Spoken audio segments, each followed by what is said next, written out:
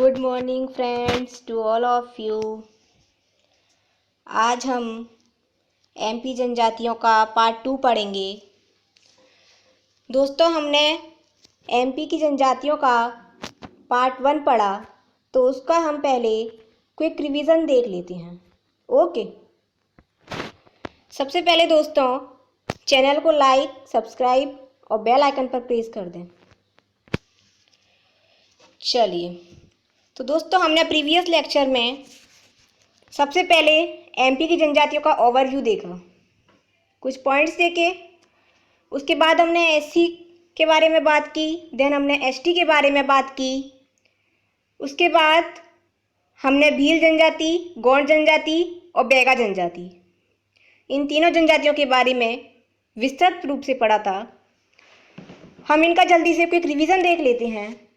दोस्तों, जो भील जनजाति है उसकी उत्पत्ति भिल शब्द से हुई थी और इसकी उपजनजातियाँ बरेला, भिलाला, पटेलिया, रथियास और बैगास थीं। राइट। भील जनजाति का संकेंद्रण मध्य प्रदेश के पश्चिमी भाग में था। झाबुआ और अलीराजपुर इसके मेन जिले थे। उसके बाद हमने बात की थी भील जनजातियों का उत्सव था, वो भगोरिया था 7 दिनों का। इसको मेला, भील जनजातियों का मेला था भगोरिया, और इनका जो उत्सव था वो गोल गधेड़ो था। ठीक है। इनके निवास स्थान को फाल्या बोलते थे और इनके मकान को कू बोलते थे। उसके बाद हमने गौंड जनजातियों की बात की। गौंड जनजाति एमपी की जनजातियों में 35% रोल निभाती हैं। ओके। गौंडों की उत्पत्ति कौंड शब्द से हुई थी और कौंड शब्द का अर्थ था पर्वत। और गौंडों की उपजनजाति थी प्रधान, नागारची, कोयला भूति, शोला, अगरिया और ओझा। अगरिया जो थे, इनके जो देवता थे वो लोहासुर थे। के बाद हमने बात की थी कि गौंड जनजाति का संकेंद्रण बिंद और सतपुड़ा वाले क्षेत्र में था। ओके। गौंड जनजाति के जो नृत्य थे उनको कर्मा सेला, भड़ौली और सजई शुआ बोलते थे। राइट। उसके बाद हमने गौंडों के विवाह की बात की थी, तो इनमें लमसेना विवाह, पठौनी विवाह, चढ़ विवाह और दूध लौटावा विवाह, मोस्ट इंपोर्टेंट था दूध लौटावा विवाह, जो हमने पढ़ा था। राइट। उसके बाद हमने बात की थी कि गौंड जनजाति टोटमवाद पर विश्वास करती थी और इनके जो देवता थे वो बड़ा देव, बूढ़ा देव और दूल्हा देव थे। ओके। गौंडा का जो सांस्कृतिक कार्यक्रम था वो मड़ई था। तो दोस्तों हमने इतनी बात की थी गौंड जनजाति में। अब हम बैगा जनजाति को देखेंगे। तो बैगा जनजाति के बारे में हमने क्या क्या देखा था। तो दोस्तों सबसे पहले हमने देखा था कि बैगा जनजाति मध्य प्रदेश की विशेष पिछड़ी जनजातियों में से एक थी। राइट। उसके बाद हमने इसकी उपजनजातियाँ देखी थी। तो नरौतिया, भरौतिया, बिजवार, रायमेना, कटमेना और नाहर इसकी उपजनजातियाँ थीं। दोस्तों उपजनजातियाँ आप प्लीज़ रट लेना, यहाँ से क्वेश्चन हर बार बनते हैं। ओके। बैगा जनजातियों का जो नृत्य था वो कर्मा था, सेला था, फाक था और परधौनी था। बैगा जनजाति में जो विवाह पद्धति थी लमसेना, मगनी, पैठूल, चोरोधारिया विवाह, ये सब बैगा जनजाति में विवाह पद्धति थी। और दोस्तों हमने देखा था कि बैगा जनजाति में झूम कृषि प्रचलित थी, जिसको हम बेवार भी बोलते थे। राइट। और बैगा जनजाति के देवता साज वृक्ष पर निवास करते थे, बूढ़ा देव, ये भी हमने देखा था। तो दोस्तों इतना हमने इन 3 जनजातियों के बारे में पढ़ा था प्रीवियस लेक्चर में। अब हम जनजातियों का पार्ट 2 देख रहे हैं और इसमें हम पढ़ेंगे कोल जनजाति के बारे में सबसे पहले। तो दोस्तों कोल जनजाति जो है वो मुंडारी या कोल वर्ग से आती है और इसीलिए इसका नाम क्या पड़ा था, कोल जनजाति। ठीक है। कोल जनजाति का जो क्षेत्र था दोस्तों वो नर्मदा और सोन गंगा और चंबल का क्षेत्र था।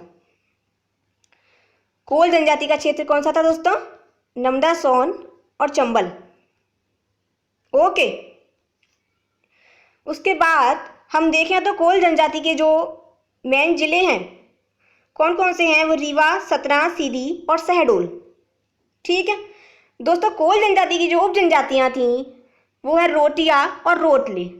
ये पूछा जाता है क्वेश्चन कि रोटिया और रोटले उप जनजाति कौन सी जनजाति की हैं, मैच द फॉलोइंग में आ जाता है। तो ये कोल जनजाति की उप जनजातियाँ हैं और 7.6% का रोल निभाती हैं ये मध्य प्रदेश की जनजातियों में। ओके, एक मिनट दोस्तों। कोल जनजाति की जो पंचायत है उसको गोहिया बोलते हैं और इनकी जो शारीरिक बनावट है ये बहुत ही ज़्यादा काले रंग के होते हैं और इनके होंठ बहुत ज़्यादा मोटे होते हैं, तो ये इनकी पहचान है। और दोस्तों इनके जो देवता थे वो सूर्य, चंद्र, पवन, इंद्र, ये इनके देवता हैं। और उसके बाद इनके जो मोस्ट इम्पोर्टेंट पॉइंट है दोस्तों कि कोल जनजाति में दहका नृत्य बहुत प्रचलित है। ओके, ये आप याद रखिए कोल जनजाति के बारे में। उसके बाद हम देखते हैं कोरकू जनजाति। तो दोस्तों कोरकू जनजाति की जो उत्पत्ति है वो प्रोटो ऑस्ट्रेलॉइड वर्ग से ही हुई है। हमने कई जनजातियों के बारे में पढ़ा, हमने गोंडों के बारे में पढ़ा कि इनकी उत्पत्ति भी प्रोटो ऑस्ट्रेलॉइड वर्ग से हुई है, तो इसी तरह कोरकू की भी उत्पत्ति इसी से हुई है। ओके दोस्तों, कोरकू जनजाति का शाब्दिक अर्थ क्या है? मनुष्यों का समूह। ठीक है, और ये जनजाति सतपुड़ा के बैतूल, पूर्वी निमाड़, हरदा, होशंगाबाद, देवास, सीहोर इन जिलों में पाई जाती है। दोस्तों कोल जनजाति के लिए होशंगाबाद जिला बहुत इंपॉर्टेंट है, ये हमें मालूम होना चाहिए। ओके दोस्तों, कोल जनजाति राजपूतों को अपना पूर्वज मानते हैं और ये क्या करते हैं? शिव की पूजा करते हैं। ठीक है, इसकी जो उप जनजातियां हैं वो बावरिया, बोडोमा और बोडोया हैं। ओके, देन हम बात करें दोस्तों इनके देवता की, तो इनके देवता हैं महादेव, चंद्रमा, डोगर और बटुआ। राइट। कोल जनजाति का जो नृत्य है दोस्तों उसको हम बोलते हैं खम्ब स्वांग। दोस्तों कोल जनजाति दो शाखाओं में विभाजित थी। कोरकू जनजाति दो शाखाओं में विभाजित थी। इसमें हम राज कोरकू और पठारिया कोरकू को देखते हैं। जो राज कोरकू थे दोस्तों उनको भूस्वामी कृषक जो थे उनको राज कोरकू बोलते थे। ओके, और जो शेष बसते थे उनको बोलते थे हम पठारिया कोरकू।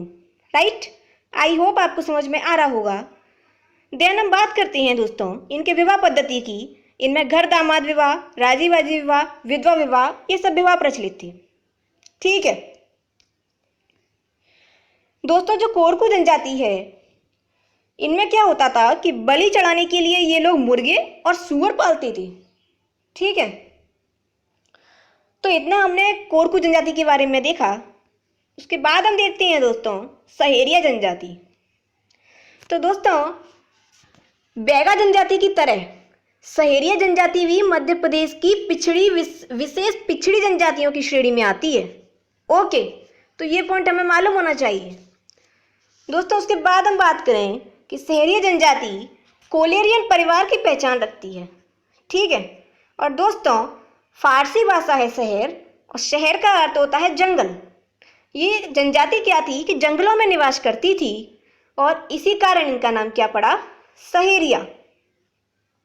और लेकिन कई धारणाएं ऐसी हैं कि जो सहेरिया शब्द की उत्पत्ति है ना वो सह प्लस अरिया हरिया से हुई है, जिसका अर्थ क्या होता है? शेर के साथ।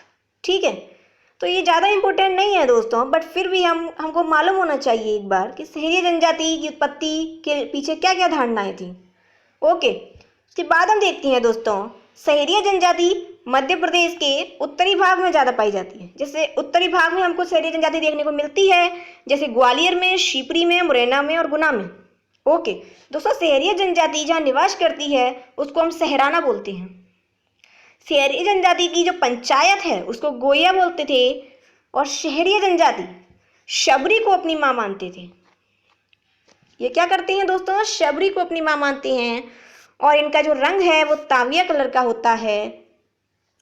और एक पॉइंट मैं आपको और बता दूं कि जनसंख्या की दृष्टि से यदि हम देखें तो सहेरिया जनजाति मध्य प्रदेश में 5वें स्थान पर है, और ये मध्य प्रदेश की जनजातियों में 4.01% का रोल निभाती है।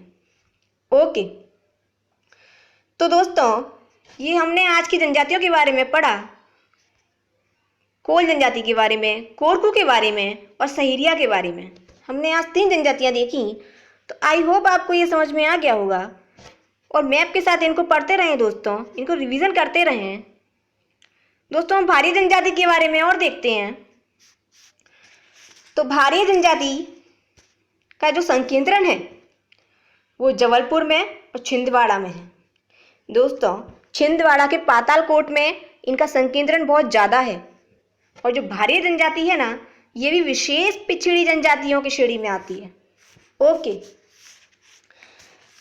भारी जनजाति दोस्तों इतनी विशेष पिछड़ी है ना कि अगर इनके यहाँ किसी डॉक्टर को भेज दिया जाए तो ये उस डॉक्टर को क्या सोचते हैं कि ये तो हमें मारने के लिए आए हैं, है ना। तो ये सब क्या करते हैं, उस पर भी हमला कर देते हैं।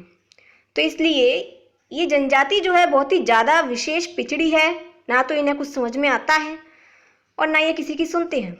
ओके दोस्तों, अगर यदि हम भारिया शब्द का अर्थ देखें ना तो उसका मतलब ही ज्ञान नहीं है, इसीलिए इनका नाम भारिया पड़ा है। क्या है भारिया शब्द का अर्थ? ज्ञान नहीं, और इसी वजह से इनका नाम भारिया पड़ा। और इस जनजाति को हम देखें ना तो ये जंगलों के भी जंगली हैं। पूछ सकते हैं जंगलों की भी जंगली जनजाति कौन सी है? भारिया जनजाति। दोस्तों यदि हम इनकी कृषि की बात करें तो डैया कृषि है इनकी, और इनका हम भोजन की बात करें ना दोस्तों तो पेज, आम और महुआ के बीज हैं। ओके, भारिया जनजाति दोस्तों नृत्य करते हैं और उन नृत्य को हम बोलते हैं कर्मा, सैला, शैतम और भड़ाम। उसके बाद हम इनकी उप जनजातियों की बात करें तो इनकी उप जनजातियां भूमिया, भुइया और पैडो हैं। ओके, तो इतनी बात हमने भारिया जनजाति के बारे में की। तो हमने ये आज 4 जनजातियां देख ली दोस्तों। अब ज़्यादा जनजातियां आपकी शेष नहीं रह गई हैं और ज़्यादा इम्पोर्टेंट भी नहीं रह गई हैं, बट फिर भी हम इसका जनजातियों का पार्ट 3 और पढ़ेंगे। ओके, उसके बाद हम प्रीवियस ईयर्स के क्वेश्चन देखेंगे और एक बार फिर से मैप के थ्रू हम इसको रिवीजन करेंगे। ओके,